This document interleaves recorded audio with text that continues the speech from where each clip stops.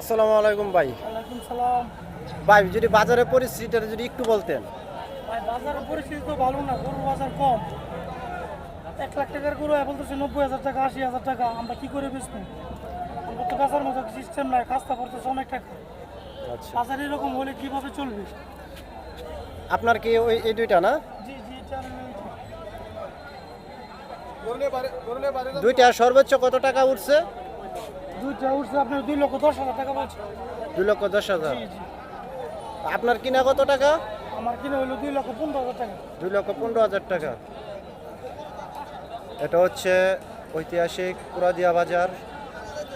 তো ক্রেতা বিক্রেতা যারা আছে ওনারা প্রচুর লসের দিকে। তো সবাই ভিডিওটা একটু শেয়ার দিবেন। কাকা আপনারা বাড়ি কোথায়? বাড়ি কোথায়?